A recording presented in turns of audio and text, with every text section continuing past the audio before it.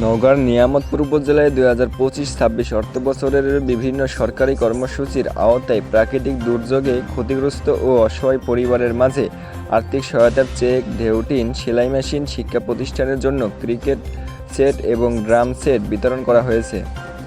বৃহস্পতিবার 3 জুলাই 2026 উপজেলা পরিষদ চত্বরে আয়োজিত পৃথক দুটি বিতরণ অনুষ্ঠানে প্রধান অতিথি হিসেবে উপস্থিত ছিলেন 46 নওগাঁ 1 নিয়ামতপুর পৌরসভা ও সাপাহার আসনের সংসদ সদস্য মোস্তাফিজুর রহমান।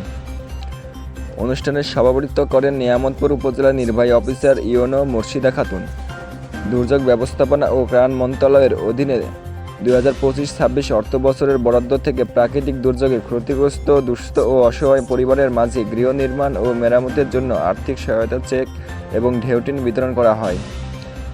এছাড়া 2025-26 অর্থবছরের বার্ষিক উন্নয়ন কর্মসূচির আওতায় সুবিধাভোগীদের নারীদের মাঝে সেলাই মেশিন, উপজেলার বিভিন্ন শিক্ষা প্রতিষ্ঠানের মাঝে ক্রিকেট সেট এবং সামাজিক ও সাংস্কৃতিক পিটি প্যারেড কার্যক্রমে ব্যবহারের জন্য ড্রাম সেট বিতরণ করা হয়।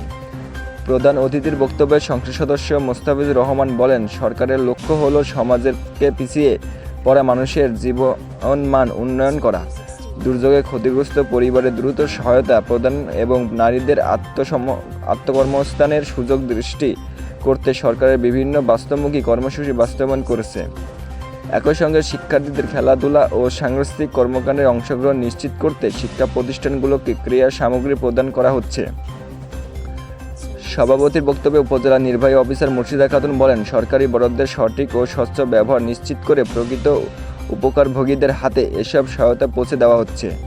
তিনি সকল সুবিধাভোগীদের সরকারি সম্পদের যথাযথ ব্যবহার করার আহ্বান জানান।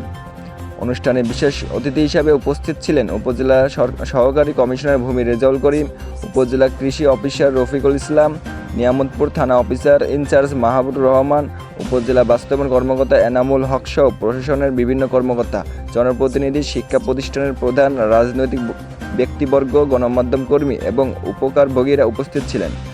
উপজেলা প্রশাসন ও দুর্যোগ ব্যবস্থাপনা অধিদপ্তরের আয়োজনে অনুষ্ঠিত এই কর্মসূচি স্থানীয় জনগণের মধ্যেও ইতিবাচক সাড়া ফেলেছে। উপকারভোগীরা সরকারের এই সহায়তার জন্য কৃতজ্ঞতা প্রকাশ করেন এবং ভবিষ্যতেও এ ধরনের জনকল্যাণমূলক কর্মসূচি অব্যাহত রাখার দাবি জানান।